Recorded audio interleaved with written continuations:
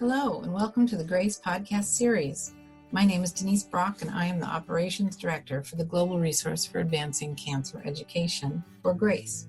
In this podcast series, we interview patients, advocates, and healthcare professionals to provide the most updated information for our community and to highlight important issues facing those dealing with a cancer diagnosis.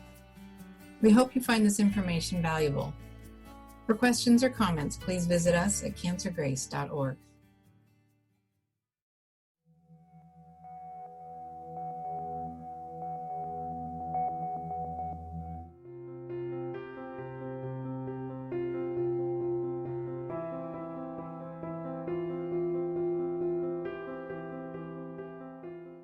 You have a patient who happens to get testing in the setting of stage 3 and has PD-L1 that comes back as 0.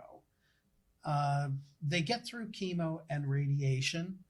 We have an unplanned analysis of various subgroups in the Pacific trial that demonstrated a benefit of up to a year of durvalumab Imfinzi immunotherapy after chemo and radiation for stage 3. And in that subgroup analysis, the patients with PD-L1, the protein associated with more or less benefit from immunotherapy, the patients who had 0 expression of this protein didn't seem to benefit from durvalumab. How do you use this information when you're sitting down with the patient? Presume they don't have any warning signs to suggest they shouldn't get it. Do you present this information? Do you suggest that this is probably not worth their while? Or how do you frame this information? I guess I have to admit that in my institution, we don't look. If you leave your head in the sand, you don't have to address this issue. Don't ask, don't tell is an arguable point, and that's why I framed it as right. But sometimes we know it's done right. Surgery. The totally. Surgeon, well-intended, thinks more information is better, or it's reflexively tested, or whatever. There's lots of circumstances where it could be that someone transfers care, but that die's been cast. So It's now your problem. Exactly. And we should say out loud that different regulatory agencies have handled this differently. If you are in Europe and you're under the subject of the European Medical Agency, they didn't approve Imfinzi durvalumab for the 0%ers based on these data. So that makes it easier. Makes it easier for the European investigators not to even ask the question. But we do have that option. I think there are two things. One is that it gets into the weeds a little bit. PD-L1 is a test that has come up in many permutations. Like every company that makes immunotherapy has a different PD-L1 test. This company, the cut point they decided to kind of make most of their hay around is 25% higher or lower.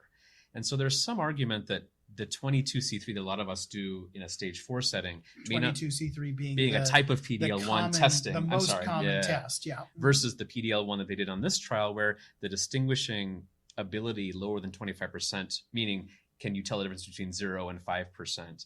It's not quite as clear.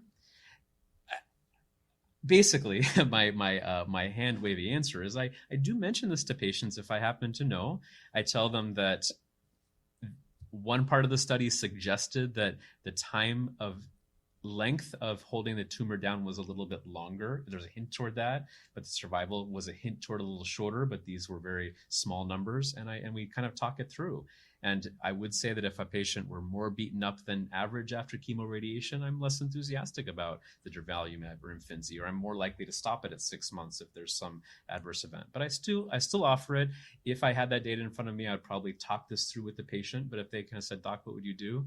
I'd have to scratch my head, gulp a little bit. And I probably, again, in this curative setting where I'm just going for the brass ring, I probably actually would take it personally. But I really would. This is not a setting where there was a harmful effect. It was just maybe these patients didn't get a benefit as much as everyone else. But, and I'll be looking. We're hoping that this is specific. There's specific 1 through 8. Every other company is doing trials like this. I hope we'll have better data to answer this question when we talk in 2020 and 2021. But that's kind of where I put my foot down. Well, I think yes, it's fair to acknowledge that one of the concerns is what can you minimize in terms of anticipatory regret? Will you wonder what if you don't do it versus if you had?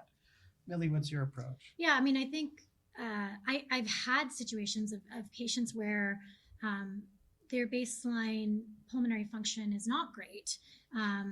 They are a little bit beat up after the chemoradiation, and then the consideration of durvalumab or not. If they're PD-L1 0, I think I use that as maybe an additional kind of drop in the bucket against doing the durvalumab. And, and again, kind of having that discussion is important.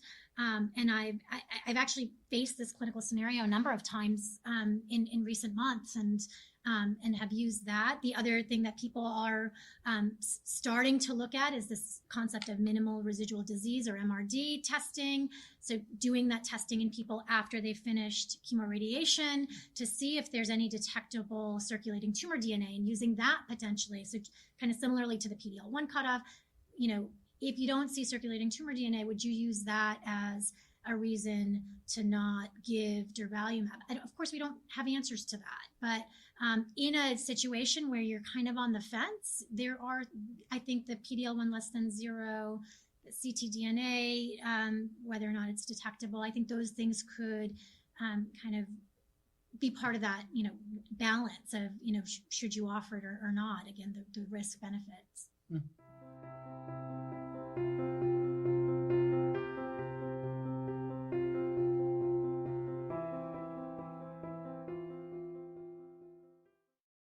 Thank you again for joining us. This podcast was made possible by the generosity of sponsorship from our friends at Lilly, Novartis, Takeda, AstraZeneca, and Exelixis.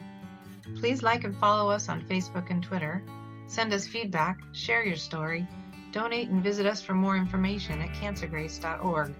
Thank you for listening.